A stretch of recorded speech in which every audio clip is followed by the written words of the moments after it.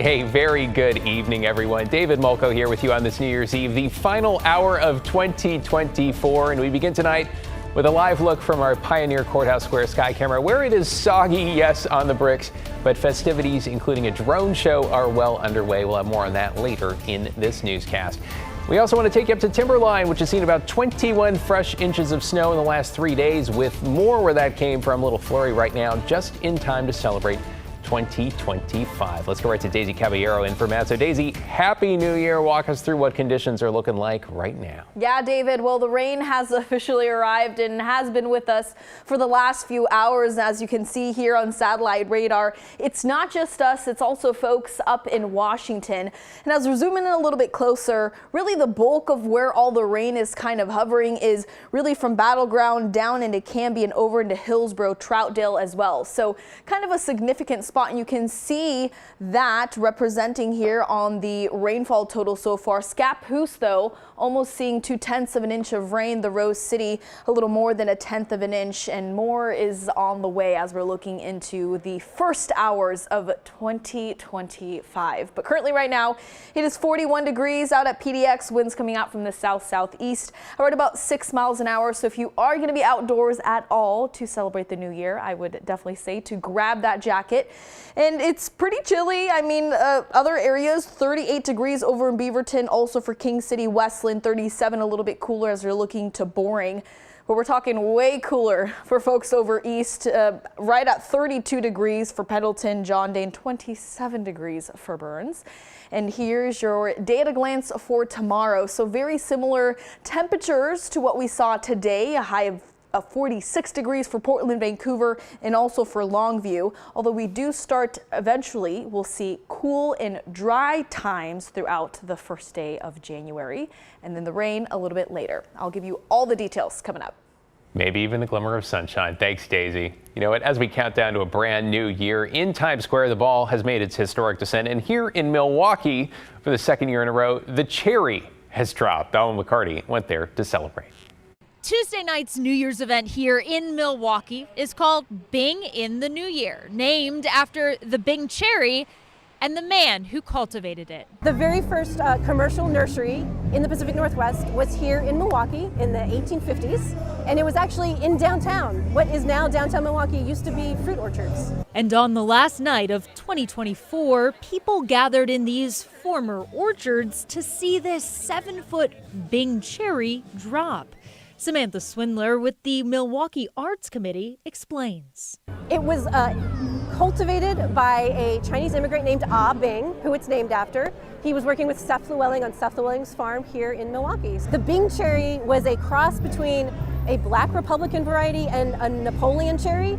And together it created a cherry that was very large, very sweet, and it was very firm, so it could ship far. So it became a very popular cherry and was like the hit cherry of the 1890s. After it was developed and he was successful in terms of doing that, he went back to China to see his family, and because of the Exclusion Act, he couldn't come back into the United States. A century and a half later, the city wanted to honor his contribution, inviting the Oregon Chinese Coalition to take part in the celebration. We were so touched. So right away, we spread the word and across the community, and everybody got excited, and and everyone wanted to be a part of that. Hongchen Zhao says many did not know this piece of history, although they were quite familiar with the cherry itself. It's just so meaningful. Yeah, we're just so excited. Yeah. And the rain and cold didn't stop the crowds at this family-friendly event, counting down 3 hours early on East Coast time. 5, 4, 3, 2, 1. Happy New Year! In Milwaukee, Alma McCarty, KGW News.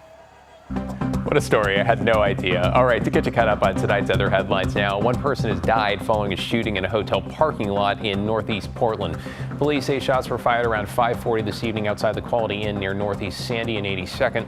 Police say they did find a man dead at the scene. No one has been arrested. In Salem, authorities are asking for help finding a vehicle that may have been involved in a deadly hit and run. Here's a look at surveillance video from around 8:30 in the evening on Monday, December 23rd. Police say this white SUV was spotted near the scene at Murlark Avenue and Edgewater Street Northwest right after the hit and run. Authorities say the victim, 63-year-old Stephen Bishop, died at the scene. Investigators say they're looking for a white Jeep Grand Cherokee, possibly a 2015 or 16 model.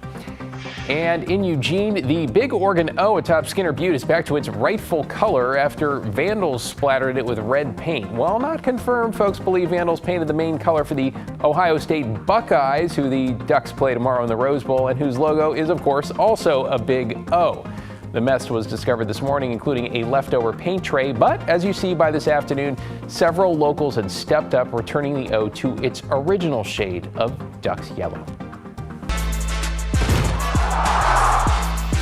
And speaking of the rivalry, we are less than 15 hours away from kickoff at the Rose Bowl in what we hope will be a sunny Southern California with plenty of dedicated fans flocking south in search of those Rays perhaps, but also who want to keep riding the undefeated wave. Orlando Sanchez just sent this update from Pasadena. This is a special way to close out 2024 and ring in the new year in front of one of the most iconic venues in sports. The mystique, the tradition, the history. This is the Rose Bowl.